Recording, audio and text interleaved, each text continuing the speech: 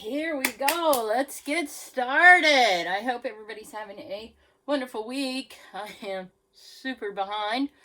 So I'm going to get a few videos lined up for you. We're going to start the morning off with our final evaluation on our experiment. This really isn't our final because there may be months down the road where we see some differences. Woohoo! Boy, I didn't realize we were going that way. Here's just an evaluation from what I see on the video. It looks like this one might be more green, fuller maybe. This one looks like it has some stragglers in here, but maybe a little taller.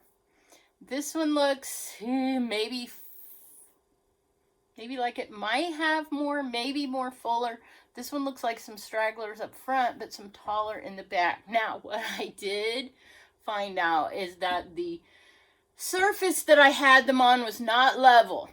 Now, that is where I'm going to point out to you this outer edge and front seems to be straggling a little bit behind this corner over here, and I believe that was due to the moisture all running to this corner of this tray.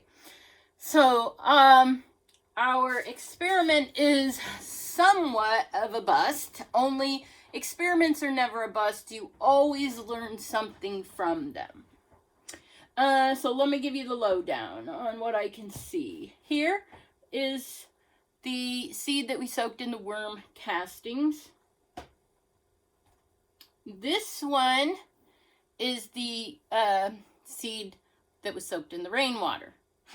Here then would be the vermicomposted or vermicastings. It wasn't the vermicompost, so I'm going to say the compost is a substrate that our bedding substrate that we have the worms in. That, under the microscope, I see a big difference in biology as far as to what I see in the actual castings. I see less biology, I feel, in the castings than what I feel in the vermicompost. This is the rainwater here, I think. No, this is the vermicompost. This one was the rain, and this here is the rain. And I feel like this section over here is struggling only due to the lack of moisture there. So here on top, let's go over some things.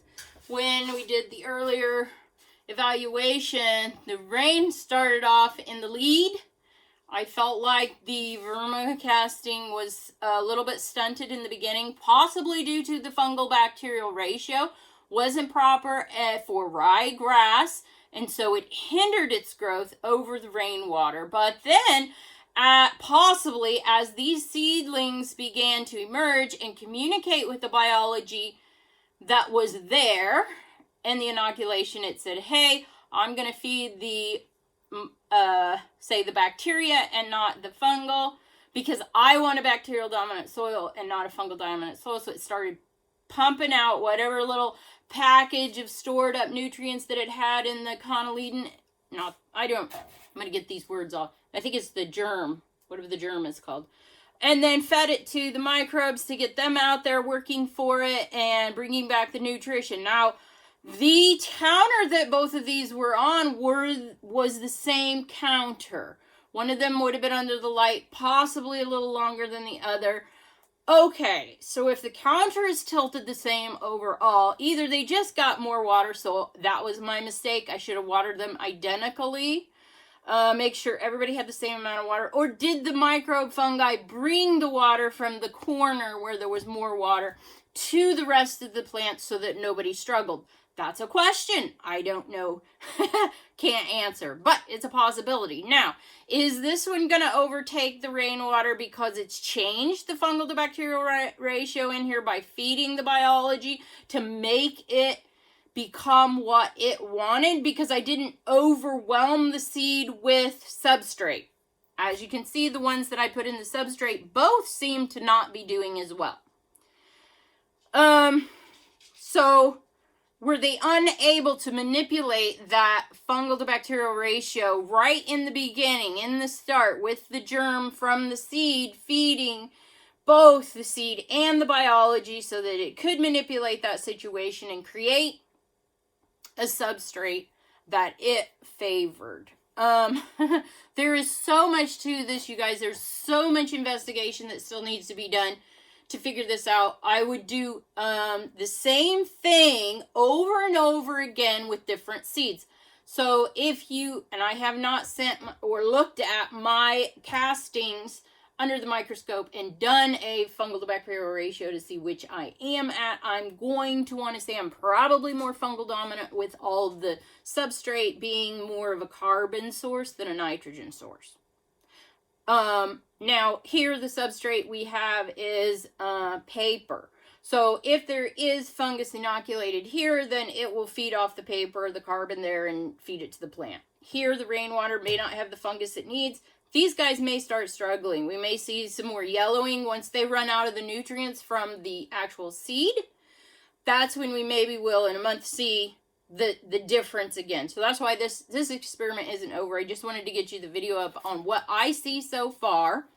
Some of the things to look for, some of the things to consider as to why we feel like, oh, this was a bust. Now, it may not have been a bust at all. Like I said, the microbes in this tank may have distributed the water over the fungal, that was in that inoculation. So now these plants may have been able to manipulate their substrate because they had that biology there in order to do that. These guys may not have been able to. That's why this corner struggled. We have to think about that. We have to consider that. We can't just toss this out as the water was wrong. I tell you, the experimental design on this, it was poor, but it needs to be way more in depth than what I can do here in my quarters. Now we're here with the substrate in, and this one I feel seems to be doing better. So this is the vermicastings. These are just shorter, maybe. I don't know what's going on, why there's such a difference. A lot more taller. These guys didn't have the inoculation in here, so don't know where. Let's just think about those things. What the biology can do to the substrate, too. It can hinder, possibly, the plant's ability to manipulate the biology. Maybe. Don't know there. It obviously retained more moisture, I think. Maybe too much moisture. Maybe I watered them too much. I don't know. Maybe that created a situation. Anyhow, I won't go on and on and on forever, even though I probably could. So, the other big advancement here is, look! I mean, well, they've rooted down now. But look, we just learned how to make the food source for our worm bins. So both of these are okay enough that we can go ahead now, let them grow a little bit longer, see how far we can push them. And then we just take these mats here and we just put them into our vermi bins, and that can feed them their food source. Apparently they love this, what do they call this? Microgreens. Okay, so try different, go find your local recycle center, and maybe you can come up with some plastic trays of some sort. These, oh, my wonderful husband knows how to, he knows me now, he works corporations and, for their HVAC systems, and he'll find dumpster dives. So there's a dumpster dive here with our, I don't even know if it's a dumpster dive. If somehow he found out that, I think this was a nursing home that was throwing away these trays for their people, I think. And they were just pitching them, and so he asked if he could have them. Oh, absolutely, because especially I was going to give them new life.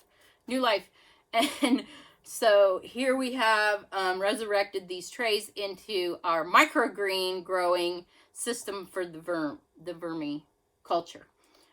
This is rye, annual rye. The thing I really loved about it is rye will grow under extremely cool conditions, so we're not using those heat mats if we don't have to. I did just to get the experiment up and running quickly, but ryegrass can grow in the middle of December out on the field. So that is a plus for your ryegrass if you want to feed. I don't know. Haven't done the research on whether our worms are going to like ryegrass or not, but it is one benefit of why you would choose the ryegrass over maybe barley. I don't know what barley grows. Barley is a big one they do use for the fodder systems for the animals. So you're going to have to check into all those seeds. But to keep our energy costs low, we would go, I feel, with the rye because of the no heat system. They can be grown in the cold and they'll grow. So I like that idea. There is a plus. And then it's growing good with no substrates. There's no real input there. If you want to put the newspaper, there you go. It will grow on the newspaper. So you don't have to put substrate in there. And now you're off and running for a new feed source supply. Go out and get from your local agriculture seed specialist, your rye. You can probably get this in bulk fairly cheap. And it will help promote your local seed dealers. Also garden centers, I believe, will probably be able to get you this seed. And hopefully if we start feeding all this to our vermi-bins to keep them boosted and healthy, then that can help promote the cover cropping situation as well. Oh, that's it for this video update. Hope you enjoyed it. I might have to divide these out, otherwise it's going to get super long. But this is kind of my final see how tall these got? Show you that, both of them. Pretty tall. This one not as tall, but you can see these look taller than these. I think I've got them leveled up pretty good. Anyway, have a go at a bunch of experiments. Not experiments. We're not calling them experiments. We're calling them investigations. So have them a go at a bunch of investigations with different seeds, and then try to determine whether your inoculant is a fungal dominant or a bacterial dominant, and see if you can maybe do it in both situations to see which one grows better.